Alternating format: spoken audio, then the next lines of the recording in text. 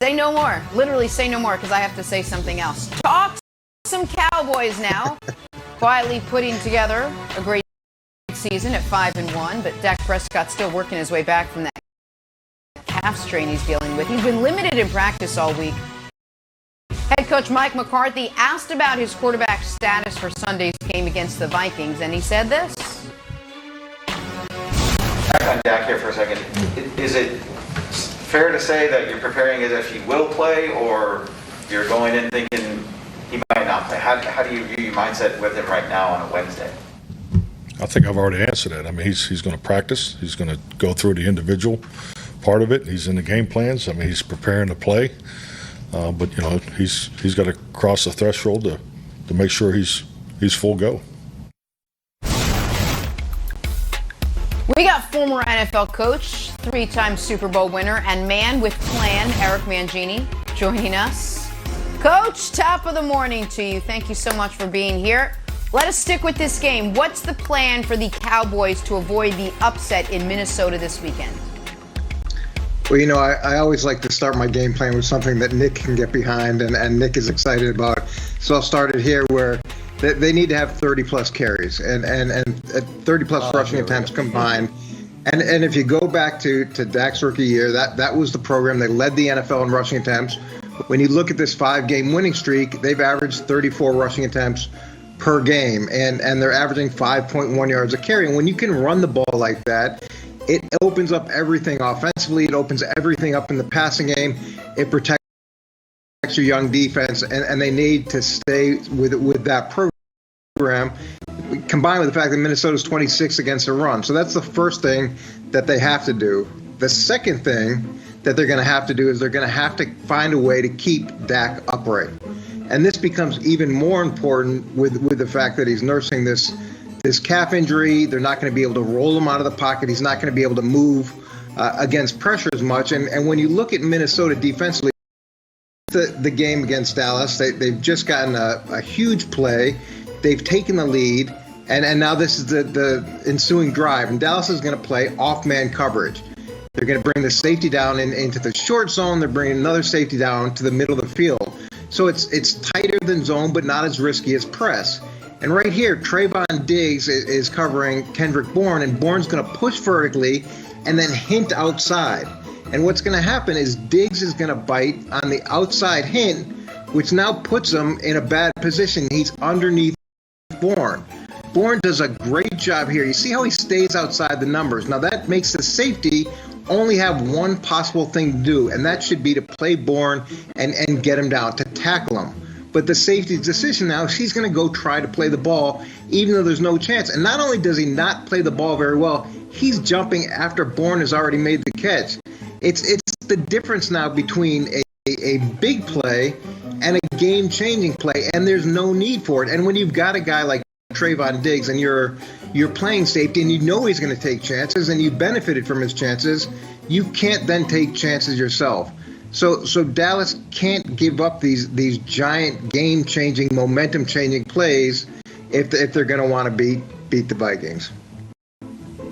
Well, I'm glad you keyed on that play, Coach, for two reasons. One is it's another chance for the audience to see that if that safety plays that ball right, it's knocked down, if not intercepted. And this idea that it is just some Mac Jones strike, it's just nonsensical. However, I want to focus on Trayvon Diggs. So if you were playing against Diggs, I mean, he has a pick every game. He had the play that you were talking about, the huge play, was the pick six to take the lead. People are like, oh, he reminds me of Deion. And listen, Deion's the greatest cover corner ever, so that's a little hyperbole, but I get it. Playing Dallas, has a little flash to him, good size. The guy he reminds me of is Marcus Peters. Marcus Peters, who came into the league and immediately led the league in interceptions, but also gave up some huge plays. He was a risk taker and, was a boom or bust corner, if such a thing exists. How would you, if you were the Vikings, attack Diggs? Would you just say, you know what? We're not going to be the next team he intercepts. We're staying away from him.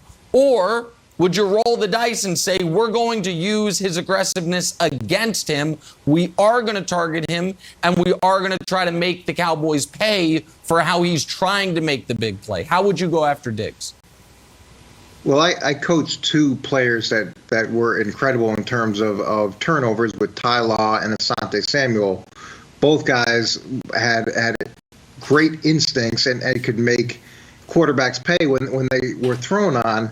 But what they both did a really good job of is being unpredictable. With Ty, you didn't know what he was going to do, and sometimes defensively we didn't know what Ty was going to do, and that made him unpredictable.